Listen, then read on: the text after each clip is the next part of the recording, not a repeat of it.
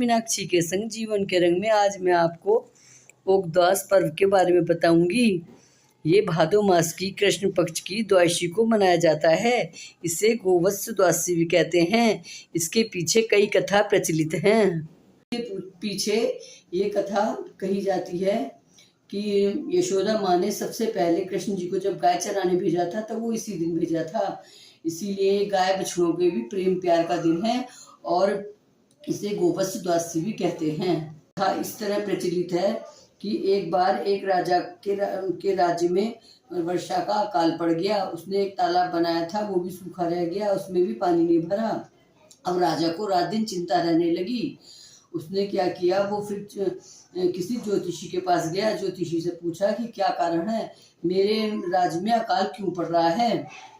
तब राजा ने कहा, तब ज्योतिषी ने कहा कि ऐसा करो कि तुम अपने नाती की बलि दो।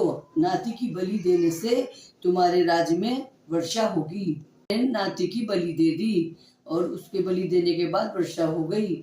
फिर वो किसी काम से खेत पे चले गए थे। पीछे से नौकरानी ने जब सब साग सब्जी ढूंढी तो उसे कुछ साग सब्जी नहीं मिली। उसने गाय के बछड़े को लेकर बछड़े को काट के उसका साग बनाकर रख दिया। जब राजा रानी लौट के आए, उन्होंने देखा, अरे ये क्या करा है। तो नौकरानी से कहा, अरे तुमने ये क्या किया। तो बोली, कोई साग सब्जी नहीं थी, मैंने आज बछड़े को बना दिया है। वहीं पे जहाँ पे गाय आकर खड़ी होती थी उससे कहा कि यहीं पर तुम अब इसे दाब दो। फिर उसने उसके बछड़े को वहीं पे खोर के पास दाब दिया। जब उसने उसको दाब दिया तो जब गाय लौट के आए तो उसने अपने सींग से खोद खोद कर वहां पे उसे गड्ढे में से अपने बछड़े को बाहर निकाला। जब उसे बाहर निकाला तो वो जीवित हो गया और साथ में ही राजा का नाती भी जिंदा हो गया। इस तरह से वो दोनों जीवित हो गए। ये उस दिन से जो बेटे की माँ होती हैं वो इस पर्व को बनाती हैं और वो व्रत रखती हैं। वो इस दिन वो जो दो दल के अनाज होते हैं वो ही खाती हैं। जैसे दो दल के अनाज हैं हमारे, चने हैं, मक्का है, मूंग है, मोठ है, इस तरह के खाती हैं। गेहूं नहीं खाती हैं, चावल नहीं खाती हैं। तो इस दिन बस यही खाती हैं वो। और गाय का दूध, घी, ये सब कोई चीज नहीं खाती है। भैंस का खा सकते हैं, गाय के दूध दही जो है इसमें खाना निषेध है। इस दिन स्त्रियां सुबह से नहा धोकर सिर भी अच्छे से धोती हैं क्योंकि बायना निकलता है, और रात को मेहंदी लगाकर सोती हैं। आपकी श्रद्धा है, वैसे लगाए ना लगाए लेकिन हाँ लगाती हैं महिलाएं। और पूरे से अच्छे से तैयार होके फिर इस त्योहार को बनाती हैं। इस त्योहार को बनाने के लिए हम पहले महिलाएं घर में पटरे के ऊपर मिट्टी का पाटा बनाती थी, उसके ऊपर खोर वगैरह बनाती थी।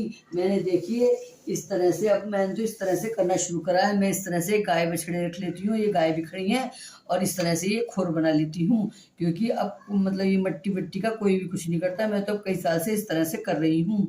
देखिए, बायने के लिए मैंने एक कटोरी में चने लिए हैं। ये रात को ही भिगो दिए जाते हैं। और ये चीनी ली है और इनके अंदर हमने हल्दी से सतिये बना देते हैं और चने पूजने के रखते हैं क्योंकि ये हाथ में लेके इससे कहानी भी सुनते हैं। ये मेरा जल है, ये कच्चा दूध है, और ये दही है, ये कलावा है, और ये रुपए हैं बायने पे रखने के लिए। हमारे यहाँ ये अरबी चढ़ाई जाती हैं और ये घास चढ़ाई जाती है। सभी गायों के देखिए इस तरह से कलावा बांध देते हैं और अपने जल के लोटे पे और दूध के लोटे पे सब पे कलावा बांध देते हैं और उसके बाद पूजा शुरू करते हैं। फिर हम हल्दी द्वारा सबके टीका करते हैं। सब गाय बछड़ों के टीका करने के बाद अपने भी टीका करते हैं। और बेटे की माँ, अगर छोटा बेटा होता तो गोदी में लेके बैठती है, नहीं तो आसपास बैठा लेते हैं। फिर बेटे के भी टीका करते हैं। उसके बाद इनके ऊपर इस तरह से हाथ में लेके गाय पे, बछड़े पे, सब पे चने चढ़ाते हैं और ये घास चढ़ाते हैं, अरबी चढ़ाते हैं और खोरों में ये दूध दही चढ़ा देते हैं। और चढ़ाने के बाद फिर उसके बाद हम हाथ में इस तरह से सीधे हाथ में, बेटे के सीधे हाथ में, जो अगर छोटा है तो उसके हाथ में, नहीं तो जब बड़े हो जाते हैं तो अपने हाथ में इस तरह से कर करके 7 बार चाटते जाते हैं। इस तरह से 7 बार दही हमें हाथ में ले लेके चाटनी है। और फिर बायने को इस तरह से रख के और उस पर पैसे रुपए रख के और हल्दी से छींटा लगा लेते हैं। और फिर अपने घर की जो बुजुर्ग महिलाएं होती हैं उन्हें ये बायना देते हैं। जैसे सास है, नंद है, जिठानी है या देवर है, उन्हें ये ससुर को भी दे सकते हैं, उन्हें ये हम बायना देते हैं। और जब हमारी सब पूजा हो जाती है तो इस तरह इनके ऊपर पैसे भी हम चढ़ा देते हैं। और उसके बाद करने के बाद पैर पड़ के हम बायना देते हैं। और जब कहानी कहते हैं तो इस तरह हाथ में ये चने ले लेते हैं, ये काले चने होते हैं। और इस तरह से हम हिल मिल के ये पूरा त्योहार बनाते हैं। और पूरे दिन मक्का के और चने का सामान खाते हैं। जैसे मक्का के पराठे बना लीजिए, चीले बना लीजिए, मंगोड़े बना लीजिए, इस तरह का बनाया जाता है। बस इसमें गाय का दूध और फल निषेध हैं, वो पुत्रवती स्त्री को ये नहीं खाना चाहिए। और उस दिन बिल्कुल हल्का जूता नहीं खाना चाहिए। जैसे हल से आपके क्या कहते हैं, गेहूँ और चावल जोते जाते हैं, बिना हल्का जूता खाते हैं। और एक तरह से ये भी कहते हैं दो दलीय भोजन करते हैं। मैंने इस वीडियो में आपको पटरा पूजने की जगह थाली रख के दिखाई है।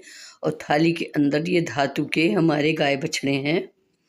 इन्हें हम इस तरह हर साल निकाल लेते हैं और फिर उठा के रख देते हैं। आप इन्हें कहीं सजा भी सकते हैं। और जब हम इन्हें निकालते हैं तो अच्छे से धो मांज के साफ़ करते हैं और उसके बाद इन्हें कलावा बांधते हैं।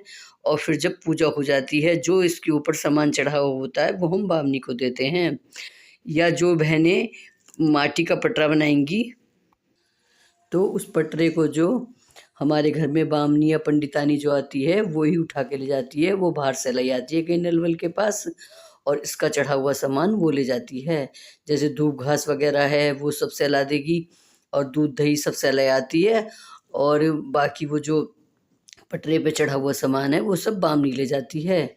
मतलब बाद में ये सोचो कि अब इस सामान का क्या करना है, इसलिए मैंने ये बात भी आपको बताई है।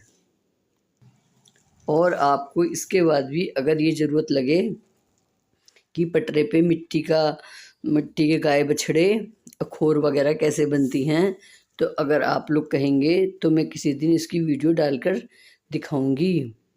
वैसे तो आजकल कम समय के चलते किसी के पास समय नहीं है, सभी इतने बिजी हैं। इसीलिए मैंने ये तरीका अपनाया है कि सुबह जेंट्स लोगों का जाने का शोर मचने लगता है, बच्चों का जाने का शोर मचने लगता है, इसीलिए ये तरीका अपनाया है। वैसे तो पुराना यही चलता आ रहा है कि पटरे के ऊपर मिट्टी का ही गाय बछड़े और वो खोर वगैरह बनाए जाती हैं। और आपके घर जैसी सुविधा हो वैसा कर सकते हैं। अब आप बताइएगा आपको ये हमारी वीडियो कैसी लगी। अच्छी लगी हो तो लाइक करिएगा, चैनल को सब्सक्राइब करिएगा तथा वीडियो को शेयर करिएगा। धन्यवाद।